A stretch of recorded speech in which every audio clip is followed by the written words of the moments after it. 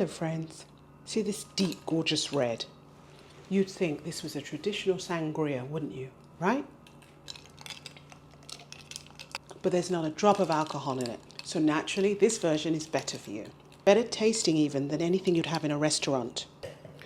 Here's a secret. Hibiscus and dealcoholized wine. Dealcoholized wine. Did I say it right? I think so.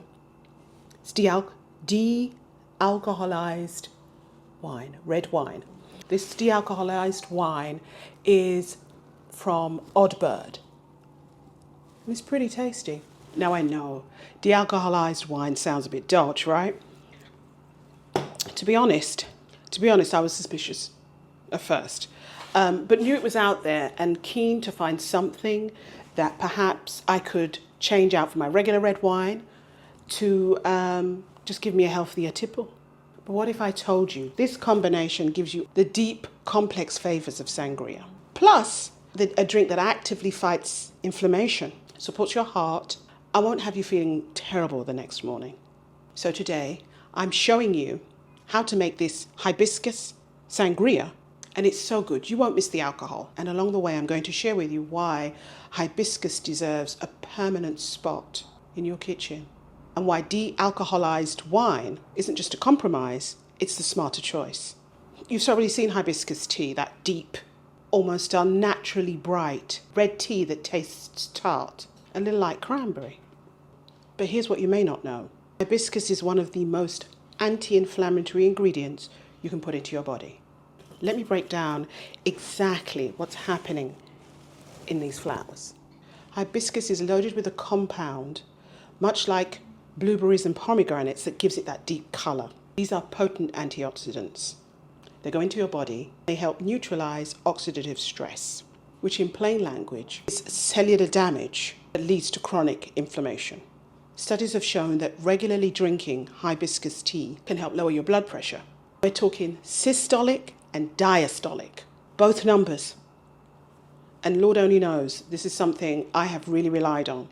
I have suffered with high blood pressure for many years, and it was difficult for me to keep it under control. And I found with the help of drinking some hibiscus tea, I was able to level off the changes I was seeing, rather than having to add another pill to my regimen.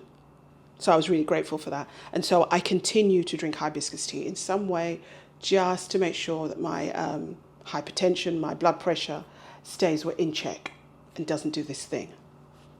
Now the compound in hibiscus also supports your liver. Your liver is your body's filtration system, as we know. When it's overworked from processed foods and excess alcohol, from stress, everything suffers. Hibiscus helps to protect the cells and supports the organs' natural detoxification process. Hibiscus is rich in vitamin C, so you get an immune support too. When I'm making a drink that I want to be delicious as well as good for me, I often turn to hibiscus. Now let's talk about this dealcoholized wine, red wine. It looks just like red wine, right? Don't you think? I'm right? Just like the stuff with the alcohol in it. But it has no alcohol. The taste is a little different, but the essence of the wine is there. And it's a nice compromise as far as I'm concerned. Dealcoholized wine isn't cheap. I think this is in the 20s region. I'm sure what you're thinking is, if the alcohol's taken out, isn't this just grape juice? But it's not. It does have the essence of a wine, so to speak. And it does contain some alcohol. But as this label says, I'm not quite sure if you can see, this has been liberated from alcohol. It has 0.5% alcohol still within it. No juice. And the grapes that are used in this one are the Syrah, Grenache, and some other ones I can't pronounce. I'm going to skip them. So dealcoholized wine means that you are left with the parts, the good parts, and the alcohol part, which dehydrates you, disrupts your sleep, stresses your liver, is gone. Let me say this because it matters. Alcohol is a toxin, and your body treats it like one. Even moderate drinking increases inflammation. I attest to that because I can feel it. I stopped for a while, started drinking again, trying to pull back from it, and I can see the difference. And for those of us managing comorbidities or gut health issues, that's the opposite of what we want. Don't you think? Don't you agree? But here's the thing. I don't want to give up my drinking. I enjoy the ritual of drinking. I enjoy the mix of flavors. Enjoy the way, the sound of ice and the drink together in one glass and how it feels when you tip this beautiful stemware to your face. So I don't want to give it up. And luckily, with dealcoholized wine, I get to continue my rituals without the inflammatory response. And when you combine the tartness of the hibiscus tea with the dealcoholized wine, it's a wonderful match. Together they make a great sangria base. All right, let's make it together. I have a cup of dry hibiscus tea. This is just the leaves. You can get them from so many places, supermarkets, online, wherever you get teas. You usually can find hibiscus somewhere. If you're not able to find the leaves as I have here, you can use tea bags. Maybe 2 or 3 tea bags would work for this. 2 tea bags, in fact. I think 2, depending on the potency, but I think 2 will be fine. I'm using my tea press. So I have the cup of hibiscus leaves in there. Top it up with some water. I'm going to let it sit and steep. I leave it for 30 minutes. If you don't, my suggestion would be to not leave this overnight, because you might be thinking, I'll just leave it. When it cools, I'll pour it out. The only thing is the hibiscus tea will become very potent, and you don't really need it extremely potent for this. You'll find that it's very tart, very harsh on the palate. There are other times when you want, you can use hibiscus tea in its very concentrated form, but for this recipe, it doesn't need to be. 30 minutes is fine. I think I've got about 2 cups of hot water here, just so you know what the right proportions are. 2 to 3 would be fine, but just as much as your container. You can also, if you don't have a tea press, you could do this in a pan, in a pot, on the stove. You could put the leaves or the tea bags in a pot with some water, 2 to 3 cups of water, bring it to boil, and when it's boiled, you can just leave them in for 30 minutes, let it sit, and then drain. Drain out the tea, leaving the leaves behind. So we're good to go. I'm going to just use my plunger.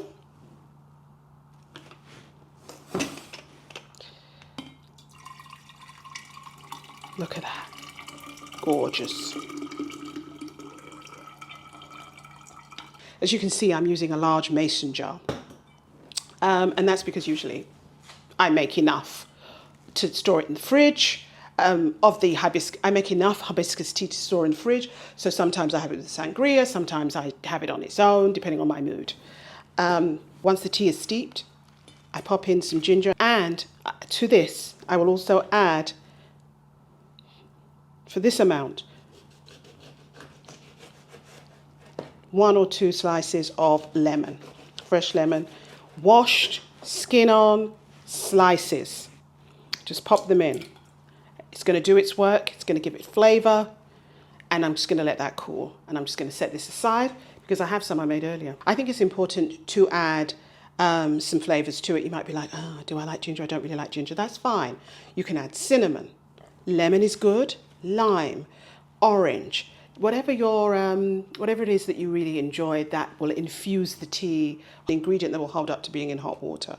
So as I said before, cinnamon is great, lemon slices, orange, I love ginger, what else? And lime. Those will work, and they will infuse it, and it helps as well with the wine to lift all the deep notes in the hibiscus. Of course, with lemons, more vitamin C, with ginger anti-inflammatory help. So all of the ingredients I just mentioned have some sort of benefit. So make your choice. Ordinarily I put ice in the glass first, but I was showing you the beauty of the wine, so, and I don't want to waste it. So it's going, the ice is going on top. I don't seem to have much ice.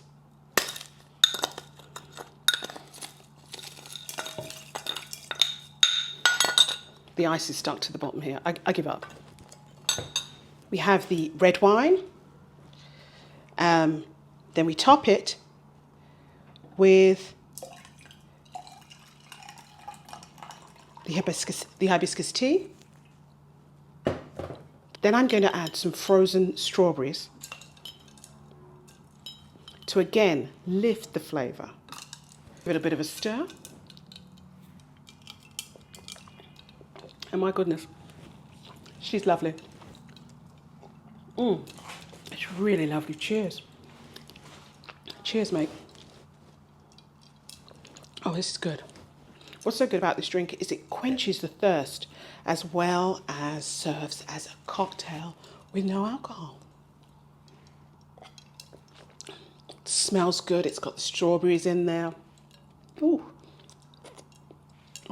You know what I could have put in here? Some mint. I have mint growing over on my windowsill. Hang on. You know, with mint, you've got to give it a good smack. You'll literally, maybe two, completely releases the flavours. Really divine. Oh yeah, I like that. One thing I left out was sweetener, and I have some here. Now, this is great as it is. This is great as it is for me. But if you like your drinks on the sweeter side, you need something, you know, you need that layer of sweetness. I would suggest some maple syrup. I've been told, I would have said agave before, but a few people have commented and say that agave is just not the way to go. It's just overly processed and not great. But I believe maple syrup is good. So, or some kind of, what is there? There is some other kind of sweeteners that aren't, don't go straight to the bloodstream. Maple syrup is what I use right now. Add a little. Maple syrup is quite sweet, so just add a touch, and it will give you that sweetness that you're looking for. Or, you know, you can just add some ginger beer to this entire drink. It'd still be a lovely drink. But I like it with the low sugar. It's what I need, trying to get my body back on track. So this is where I stay. And here's something I want you to notice if you try this recipe. When you drink regular sangria, what happens? You might feel relaxed at first, then the sugar crash, the dehydration, maybe a headache the next morning. Your body's working overtime to process that alcohol. This sangria leaves you feeling refreshed.